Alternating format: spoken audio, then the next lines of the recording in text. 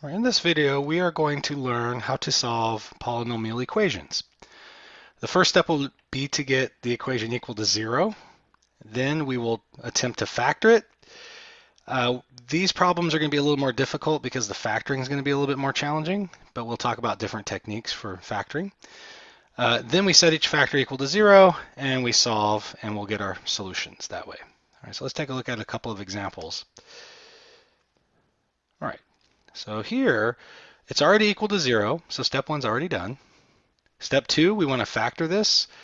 Whenever there's 4 terms in your polynomial, like we see here, a technique that you should consider using is factor by grouping. And the way factor by grouping works is you group the first 2 terms together using parentheses. So we'll rewrite the first 2 terms. I'm sorry my handwriting's so horrible on this thing. Using parentheses, and then we'll group the second 2 terms together. The minus sign is going to stay with the x inside the second group, and we'll have a plus sign between the 2 groups to start out. All right, so the second 2 terms go into the second parentheses.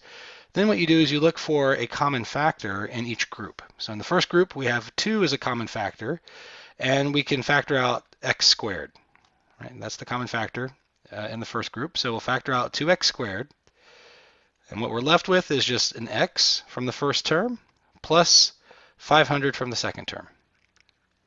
The x squared got factored out, and then we take away a factor of 2 from the 1,000. It's like dividing it by 2. We get 500. For the second group, there actually is not a common factor, but we want this to match up to what we've gotten here. And so they don't match because the signs aren't the same. In fact, they're opposite of each other. So the terms are the same, but the signs are opposite. That's easy to fix, though, by factoring out a negative. So we're going to factor out a -1, if you will, and that'll leave me with positive x and positive 500. And so now these are matching each other. And the important aspect to that is we have now 2 terms here, and they have this common factor of x plus 500. So that's why it's important that these 2 match each other. So since this is a common factor in both of these terms, oh, this was a terrible arrow, we can factor it out. So imagine these arrows reaching over here in front of the whole thing. All right, so factor out the x plus 500. We write it 1 time out in front, and then parentheses, we write what's left over, which is 2x squared, and then -1. All right. So that is the factoring part. So this is factored now because we have 2 things being multiplied together. The next step we mentioned was to set each factor equal to 0. So we'll set this first factor equal to 0. We get x plus 500 equals 0. Set the second factor equal to 0. 2x squared minus 1 equals 0. And the last step is to solve. So we're going to solve this for x. This one's pretty easy. We'll just subtract 500 from both sides.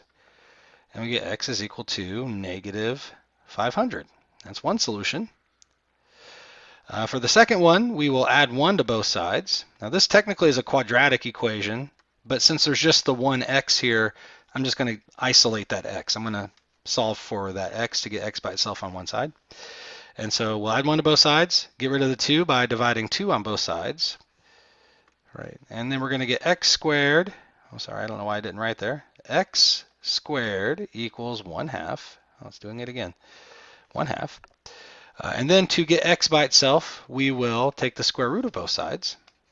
So square root both sides, we'll get x equals, now whenever you take the square root of both sides of an equation, you want to make sure you use plus or minus on that answer. In addition, we also want to apply the square root to the top and bottom of this fraction. So we're going to get the square root of 1 over the square root of 2. And what we're going to have to do here is rationalize this denominator.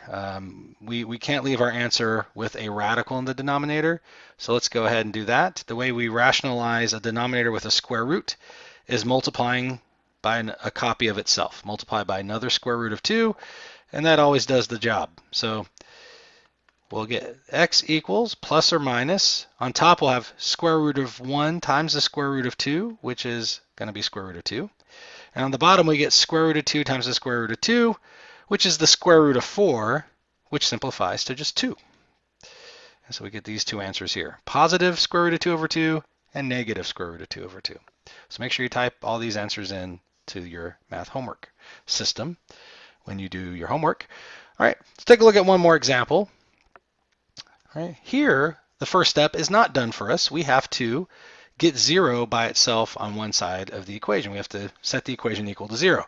So you could subtract the 5m to the 4th power over here, but then the leading term would be negative, and I just don't like having that. So even though it might seem like more work, I'm going to bring these two terms over to the left-hand side. So I'll subtract the 10m to the 3rd power, and I will at the same time add the 5m squared, so that removes everything from the right-hand side.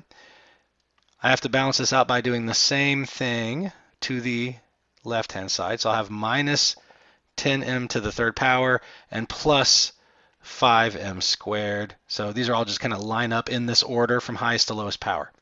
So writing that out, we'll have 5m to the 4th power minus, I don't know why it's not writing, minus 10m to the 3rd power plus 5m squared. That's all on the left-hand side, equals the right-hand side. Everything was cleared out, so we have a 0. This time, to factor, we will not do factor by grouping because we only have 3 terms. So factor by grouping is not a good candidate for dealing with this problem. What we'll do here is we'll factor out the common factor. So I see that each of these terms has an m, and each of them has a factor of 5. So I'm going to go ahead and factor out a common factor first. The greatest common factor will be 5m squared. What we'll be left with here, the first term will have m squared left over. The second term will have minus 2m. And the third term, since we're taking all of that away when we factor out the 5m squared, a 1 will be left in its place. All right. And now you might say, okay, I've done some factoring. Let me try that again. Do that 0. I think what I'm doing is I have a little button on my pen that's really sensitive, and I keep accidentally pushing it, and that's why it's erasing while I'm writing. All right, this is factored, but we could take it one step further. So let's go ahead and factor this m squared again, so we can get it as factored as possible before we go to the next step. All right, so let's go ahead and factor this. We find two numbers that multiply to 1, add to negative 2. That's going to be negative 1 and negative 1. And so that's how that one's going to factor. We'll copy down the 5m squared. We'll set this equal to 0. And that's as factored as we can get it. Some teachers might prefer if you take the same factor twice, like we have here, m minus 1 times m minus 1, and write that using exponents. I'm just going to leave it written the way it is. So we set each factor equal to 0. We get 5m squared equals to 0. Set the 5m squared equal to 0. Set the m minus 1 equal to 0. Set the other m minus 1 equal to 0. And that's a little bit redundant because for these two, we're going to get the same answer from both of them. And we don't need to write the answer in there twice. All right, so we have m equals 1 from this factor. And we get the same thing from this factor. So both of these lead to the same conclusion that m is equal to 1. So we just need to write that once. Sorry, these are supposed to be arrows right here. And then this one's a little bit weird. We can solve it for m by dividing 5 on both sides. And we get m squared is equal to 0. Technically, you want to take the square root of both sides to solve it for m. But the square root of 0 is just going to be 0. And you really technically should do plus or minus. But plus or minus 0 is still just going to be 0. And so we just end up with these two answers here, m equals 0 and m equals 1, and that's it.